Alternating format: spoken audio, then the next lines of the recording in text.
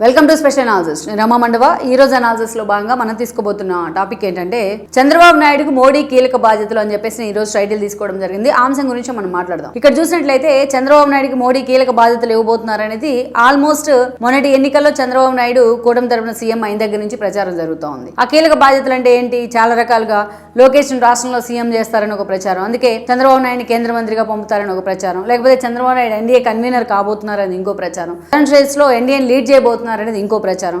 ఇలా రకరకాల ప్రచారాలు జరుగుతూ వచ్చినాయి. ఆ ప్రచారాలన్నీ కేవలం హైపోథెటికల్ గానే మిగిలిపోయాయి. అయితే ఈ రోజు కేంద్రం మీద అంత సీరియస్ గా చంద్రబాబు నాయుడు ఫోకస్ పెట్టట్లేదు. గతంలో ఆయనకి ప్రీ హిస్టరీ కూడా ఉంది. కేంద్ర రాజకీయాల్లో, జాతీయ రాజకీయాల్లో తనకంటూ ఒక ఐడెంటిటీని క్రియేట్ చేసుకున్నారు చంద్రబాబు నాయుడు. నేషనల్ ఫ్రంట్ దగ్గర నుంచి యునైటెడ్ ఫ్రంట్ లో కీలక బాధ్యతల దగ్గర నుంచి ఎన్డీఏ ప్రభుత్వంలో భాగస్వామి దాకా, వాజ్పేయి హయాంలో, ఇప్పుడు మోడీ హయాంలో. సో అలా ఎన్నో సార్లు చంద్రబాబు నాయుడు క్రైసిస్ టైంలో కూడా సమర్థవంతంగా పనిచేశారన్న పేరు తెచ్చుకున్నారు. అంతేకాదు ఎస్పెషల్లీ అటు ఆర్ఎస్ఎస్ ప్రముఖులకు కానీ, ఇటు బీజేపీ పెద్దలకు కానీ, వాజ్పేయి దగ్గర నుంచి అద్వానీ దాకా, ఈ తరం నేతల దాకా అతనితో ఆ స్థాయిలో వాళ్ళతో సత్సంబంధాలు నెరుపుతూ వచ్చారు ఆయన. సో జాతీయ రాజకీయాలు అనేవి చంద్రబాబు నాయుడుకి కొత్త కాదు, టీడీపీకి కొత్త కాదు. కాకుండా ఈసారి కొంత డిఫరెంట్ చర్చ ఏంటంటే ఇప్పుడు పదవుల విషయంలో కాదు ఈ రోజు మోడీ ఆలోచిస్తోంది చంద్రబాబు నాయుడుకి.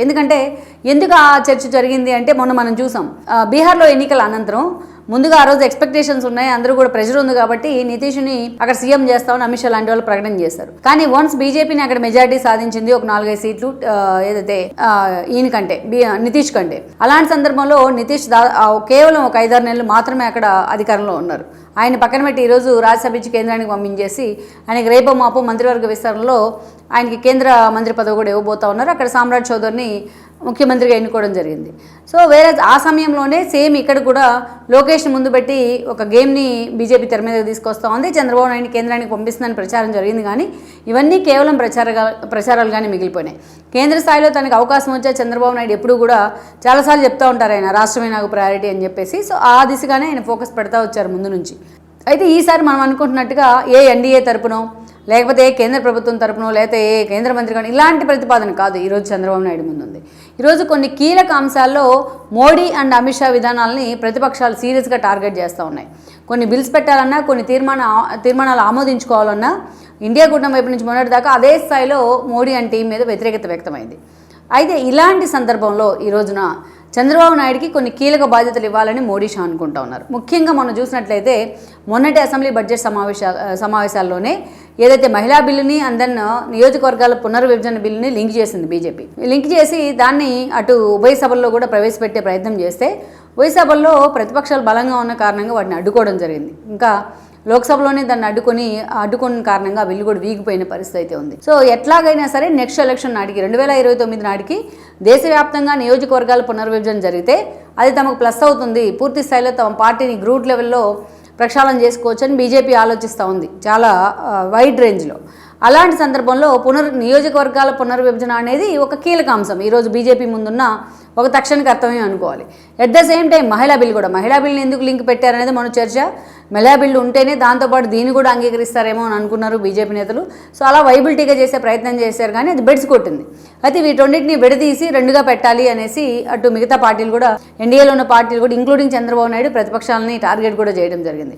అయితే ఇక్కడ ఇప్పటిదాకా మనం చూసి అప్రతిహతంగా ప్రతి అంశాన్ని బీజేపీ అండ్ అమిత్ షా ఆమోదించుకుంటూ వచ్చారు. కాశ్మీర్ స్వయం ప్రతిపత్తి మొదలుకొని అనేక అంశాల్లో పూర్తి స్థాయిలో ట్రిపుల్ తలాక్ దాకా వన్ సైడెడ్గా బిల్లులు కానీ తీర్మానాలు కానీ ఆమోదించుకుంటూ వచ్చారు. జగన్మోహన్ రెడ్డి లాంటి తటస్థులు కూడా మోడీకి మద్దతు ఇచ్చే ప్రయత్నం చేశారు చాలా అంశాల్లో. అలాంటిది ఇది మాత్రం ఒక ఊహించిన అంశమే మోడీకి కానీ అండ్ దెన్ అమిత్ షాకి కానీ బీజేపీకి కానీ. ఏదైతే పునర్విభజన బిల్లు కానీ, అదేవిధంగా దాంతోపాటు ఈ మహిళా రిజర్వేషన్ బిల్లు కానీ వెనక్కి తనడం అనేది.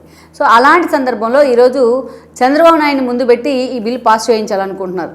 ఎలా అనుకుంటా ఉన్నారు అంటే గతంలో మనం చూసాం, ఒక ఎక్స్పీరియన్స్ ఉంది ఎన్డీఏ తరపున. ఆ రోజు నోట్ల రద్దు అంశం తెర మీదకి వచ్చినప్పుడు చంద్రబాబు నాయుడినే ఆ కమిటీకి, దాన్ని ఏదైతే అడ్వైజరీ కమిటీకి ఆ రోజున చంద్రబాబు నాయుడిని ఇన్ఛార్జిగా పెట్టారు మోడీ. చంద్రబాబు నాయుడు అధ్యక్షతనే ఆ రోజు నోట్ల రద్దు గురించి పూర్తి స్థాయిలో క్షుణ్ణంగా దాని మీద రీసెర్చ్ చేసేందుకు, స్టడీ చేసేందుకు చంద్రబాబు నేతృత్వంలోనే కమిటీ ఆ రోజు ఏర్పాటైంది. సో దానికి రిజల్ట్ ఎలా ఉందో కూడా మనం చూసాం. సో అందుకని ఈరోజు కూడా అలాగా చంద్రబాబు నాయుడు ఏదైతే ఈ నియోజకవర్గాల పునర్విభజన బిల్లును ఆమోదించుకోవాలి అంటే చంద్రబాబు నాయుడిని ముందు పెట్టి అయితే పూర్తి స్థాయిలో దీని మీద స్టడీ చేసేందుకు చంద్రబాబు నాయుడు నేతృత్వంలో ఇంకొంతమంది ముఖ్యమంత్రులను కలిపి ఒక కమిటీలాగా వేయాలని మోడీ అండ్ టీం భావిస్తూ ఉంది ఎన్డీఏ తరపున. మోడీని బ్లంట్గా వ్యతిరేకించే వాళ్ళు కూడా చంద్రబాబు నాయుడిని వ్యతిరేకించలేరు, అతని మీద కొంత సాఫ్ట్ కార్నర్ ఉంది. అందుకే బీజేపీ ఆ దిశగా అడుగులు వేస్తూ ఉంది. అందుకే జాతీయ రాజకీయాల్లో అనలేం దాన్ని. యాక్చువల్గా ఈ నియోజకవర్గాల పునర్విభజన అంశానికి సంబంధించి చంద్రబాబు నాయుడుకు పూర్తి బాధ్యతలు ఇవ్వబోతున్నారు అన్న చర్చ అయితే జరుగుతోంది. లెట్సీ మరి జాతీయ స్థాయిలోనూ అయితే విధి విధానాల విషయంలోనూ Chandrababu Naidu key role play చేయడం అనేది ఆయనకేం కొత్త కాదు. సో ఏ బాధ్యత ఇచ్చినా ఆ స్థాయిలోనే ఆయన తన ఫుల్ మార్క్స్ వేయించుకుంటారు. సో ఈసారి నిజంగా మోడీ ఫోకస్ పెడితే ఈ అంశం మీద చంద్రబాబు నాయుడు ఇన్వాల్వ్ చేస్తే అదే గతంలో లాగా ఒక బెటర్ ఎక్స్పీరియన్స్ కేంద్రం కాకుండా ఈసారి ఈజీగా పాస్ అయ్యే అవకాశం ఉంటుందనేది చాలామంది చెప్తున్నమాట. లెట్సీ మరి ఏం జరుగుతుంది ఈ విషయంలో అనేది కూడా మనం చూడాలి.